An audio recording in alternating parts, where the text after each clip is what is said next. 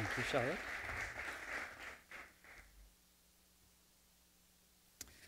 Hi, everyone. All life on Earth is basically connected by the water that we drink, the air that we breathe, and the food that grows in our soil. And it could be a tiny little bacteria, or it could be a huge elephant.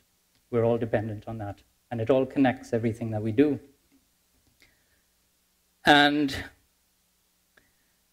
when you think about it, what I would like you to start thinking about is watersheds, because that is the unit that we all live in. So imagine you're standing in the savanna facing the northern range, and the ridge lines that you see all around you are basically what make up your watershed. Any rainfall that falls within those ridge lines will come down towards you. Any water that falls on the outside of those ridge lines will go into someone else's watershed. This is a picture of Port of Spain. Port of Spain is built on a floodplain, so that when Port of Spain floods, it's really what nature designed for that area. All right, and as we slowly put our housing further and further up the side of the slopes, we're taking down the trees that would normally slow down that water. And what we're doing is accelerating that water down into the floodplain, and we get floods. All right, everything is connected. Everything that we use and everything that we throw away goes into someone's watershed. It could start with our watershed, or it goes into somebody else's watershed. The picture that you see behind me is the Heights of Guanapo dump, which is basically in the Caroni watershed, so that all the garbage that we produce that gets sent up to that dump eventually leaches down into the Caroni water, into the Caroni River, into the Caroni water treatment plant, and eventually gets distributed to all of us. So that basically we create the garbage, we think it disappears, but it comes back to us in our food, comes back to us in our water, comes back to us in our air. Everything is connected. Our fuel, we know where our energy comes from. It affects the quality of our air whenever we burn natural gas or we burn oil. But what people don't know is that because our fuel prices are so cheap, we don't take it into account. These are the fuel prices that the rest of the Caribbean pays. Trinidad pays 6 cents a kilowatt, while the nearest island, Aruba, pays 25 cents. Right? So we go around wasting energy without a second thought because it's cheap. It doesn't really affect our bottom line. Our fuel is incredibly cheap. People have one person in one car. We drive around everywhere. And it's not cheap because we buy it cheap. It's cheap because the government subsidizes it. So that this year, the government will spend $7 billion subsidizing the price of our fuel, while it'll spend $1.3 billion on growing food. Does this make sense? Right? What's even worse is this year the government is going to borrow $6.4 billion just to balance the budget, while it's going to spend $7 billion subsidizing the price of our fuel. Again, we're putting ourselves in debt to subsidize our cheap energy addiction that we have. And with all this fuel and all this electricity that we use, we are actually the number 2 per capita producer of greenhouse gases in the world, next to Qatar. All right, so this tropical paradise that we live in is actually contributing a lot per capita to actually the amount of carbon dioxide that goes into the air and to the actual greenhouse gas and climate change that we're going through. And when I talk to people about this, they say, well, we still have a great environment around us. We have the scarlet ibis, our national bird, but it's right next to the Beetham dump. All right? That dump over there is slowly poisoning the Caroni swamp, that eventually all those scarlet ibis and everything in it could be dead. We have beautiful birds all throughout the northern range, and the Acerite Nature Center is world-renowned. But right now, as some of you all will know, they're battling quarrying. There's quarrying coming around the corner. And soon what you might be actually witnessing up over there is a scarred landscape like what is behind me in northeast Trinidad. Quarries that have not been rehabilitated. And the blasting and the constant extraction of the material from those areas is definitely going to have an impact on the wildlife that's in those areas. The leatherback turtles. We're proud of how many leatherback turtles come to our beaches each year. But do you know that each year between 3,000 and 4,000 of those leatherback turtles are being killed by being captured in nets, fishermen's nets, or eating plastic that they think is jellyfish? And if that continues, what the latest research has shown is that within a generation, all those sea turtles could disappear. So when I bring this up, a lot of people just shrug their shoulders. Well, I really can't do anything about it. I'm just one person. And what I say is that, sure you can. And what I use as the example is me. And 15 years ago, we bought this farm that's behind us. It was a citrus estate. It had a lot of chemicals being used on it, pesticides, herbicides, a lot of fertilizer. But that's not what we wanted to do. We wanted to create a place that would educate the children about what's very good about nature, and it would also give us an income that we wouldn't have a bad impact on the environment. So about the time that we bought the farm, a very passionate potter, you all may know her, Bunty O'Connor, gave me a book, and it was called Permaculture 1. And when I read that book, I was just blown away because all my life I'd lived in an apartment. I had no idea how to run a farm. And here we are with a farm. And what do I do? And how do I do what I want to do without having to spray chemicals, without having to use fertilizers, all of that? And Permaculture 1 really gave me a plan. And that is what people need. They need a plan of how they can affect change in their society. And that is what permaculture is all about. So the big definition of permaculture is this: the conscious design and maintenance of agriculturally productive ecosystems that have the diversity, stability, resilience of natural ecosystems, just like a forest. It's the harmonious integration of landscape and people, providing their food, shelter, energy, and other material and non-material needs in a sustainable way. And it's run on 3 ethics: care of the earth, care of people, and reinvestment in sustainable communities. And how we actually apply those ethics is that we have a set of principles that you can apply in any part of the world. It doesn't matter where you are. Once you know those principles, you can apply them, and you will come up with a permaculture design for the specific site that you're on, so that no 2 permaculture sites look the same, right? So this is what the farm looks like from above. And the first thing that we did is we mapped out the rivers. And over the last 20 years, we've created this huge sponge so that all the water that falls on my farm is trapped in all these ponds and wetlands. And that has given us enough water to do whatever we need throughout the farm. And it has also cut down on the flooding that would have happened further down as this river goes out to the sea. We've started working on our soil so that the soil that we found on the farm is a terrible clay. There was absolutely no topsoil there. Everything that was being sustained was just being sustained by chemicals. And what we did is we don't burn anything on the farm. Whatever is organic, we bring back and put back into the soil.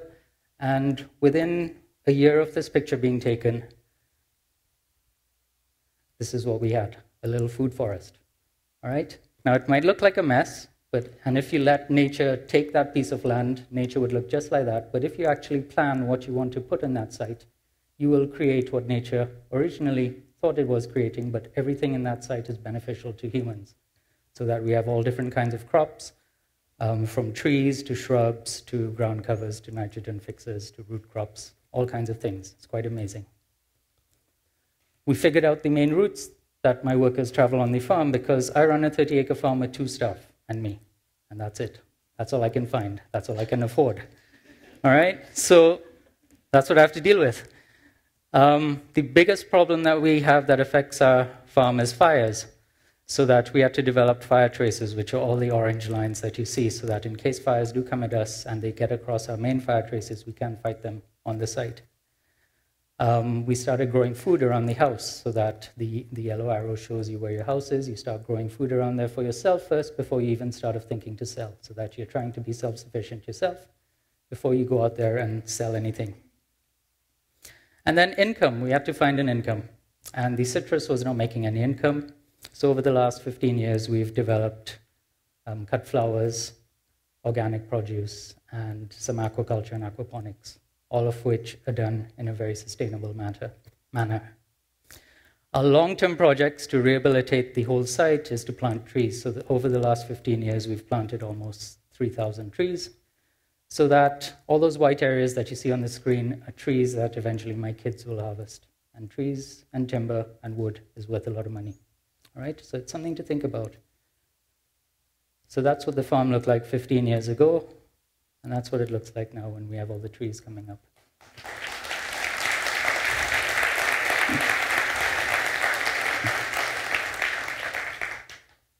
Permaculture also deals with the wildlife. We have to live in balance with the wildlife. We can't keep pushing the wildlife away from us. So all the yellow areas that you see on the farm are actually wildlife corridors and areas that we've actually planted to support the wildlife, so that now we have wildlife returning to the farm. The wildlife that can make it onto the farm feels safe over there, so that in the ponds we have caiman and we have otters. We have macaws that visit us occasionally, and we have all kinds of bird life and all kinds of wildlife slowly showing up. It's quite amazing. Once you put things in place, things show up. We're actually able to now support a wildlife conservation center. So the El Socorro Center for Wildlife Conservation is actually located on our farm now. They do a lot of education work with kids, so that we have hundreds of kids come through the farm now. These are some of the animals they've rehabilitated. This is Zoe, the howl monkey, that came as a baby. This is Coco, the ocelot, that's being used in a captive breeding program for release of ocelots. And these are not some of the very cute animals that we also release on the farm. Snakes. Okay, snakes are very important in the environment because they keep down a lot of the pests. And when you release snakes on your farm, it tends to keep away the two-legged pests as well. All right? As soon as the villagers know, they don't come. All right?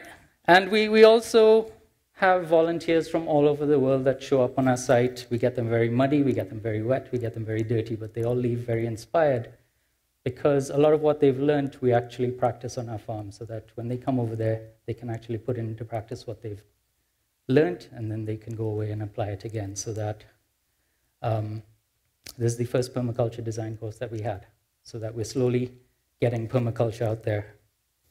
We've done outreach programs where we've worked with kids, where we now teach kids about connecting to the environment by planting a tree in their schoolyard.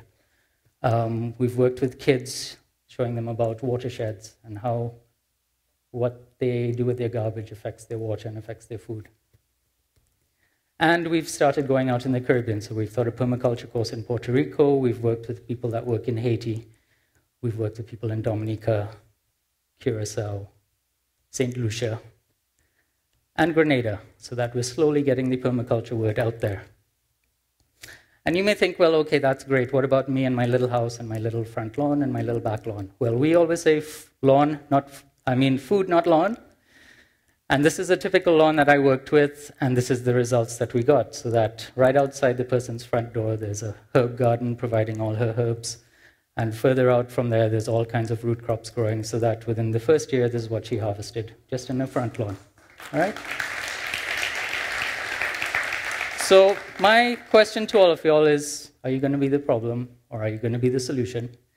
Are you going to join the quiet revolution? Permaculture is called the quiet revolution because it's not in your face, but whoever embraces it, individuals, communities, the communities start getting a little greener, they start producing a little bit more food, they start using a lot less energy, and they start connecting. And if you would like to do something, I'm just going to give you a few little steps of what you can do. Think about your backyard. If there's water flowing across it, is there ways of slowing it so that it doesn't rush down to your neighbors and flood the people lower down? Can you build a pond? Tolerate your wildlife. The people, as soon as they see a snake, they chop it. Please don't do that. If it's really panicking you, call the wildlife center. We'll come and get it and move it and put it somewhere else. Okay? But snakes control a lot of the pests. And if you take care of your all your predators, your snakes, your frogs, your bats, your frogs, I said frogs, and some of the other ones, they're what keep the rest of the pests in control. As soon as you eliminate them, all those pests show up. Okay? Everything is connected. Plant a tree. Protect our biodiversity. There's so many trees disappearing in our environment right now. Trees that your parents and your grandparents know as fruit trees, our kids no longer know. And that's why it's good out there. Find those trees, put them in your backyard, put them in a playground, put them in a community play area. Wherever you can, plant a tree. What we say is hot communities are angry communities. And as soon as you plant a tree and it starts shading the communities, the people's anger level comes down. Replenish your soil. Each rainy season, trees flourish, they flush out with new leaves, they bring up nutrients from deep down into the soil, and they put it in their leaves, and each dry season, those leaves fall. What do most of us do? We rake them up and we burn them. We rake them up, we put them in a garbage bag, and we send them out to the dump. What we're doing is throwing away the fertility of our land. Take those leaves and put them back on your bed. Try and use them as compost. Keep your fertility from your site, on your site. We live in a tropical country. The more rain we get, the more nutrients flush out from our soils. That's why trees do what they do. And we have to learn to use those leaves back into our soil to replenish our soils. Grow some food. Even if it's one thing that you try and grow this year, do it. Next year, you'll do 2 things. The following year, you'll do 3 things. And within 4 or 5 years, you will actually be growing a lot of food in your backyards. All right, so don't be afraid to start. If you fail, try again. Don't worry. The first 1,000 trees I planted, maybe 10 of them grew. But I didn't stop, okay? If you don't even have soil, there's something called aquaponics these days. And that's where you can actually grow fish in a small container, recirculate that water through a gravel bed, and grow a lot of your greens on it. So that there's no waste being produced in that system. All you do is feed the fish and harvest your fish eventually, but all the time you're actually harvesting greens as well. So this is what my farm looked like 15 years ago. This was the view from my bedroom. This is what it looks like now, right?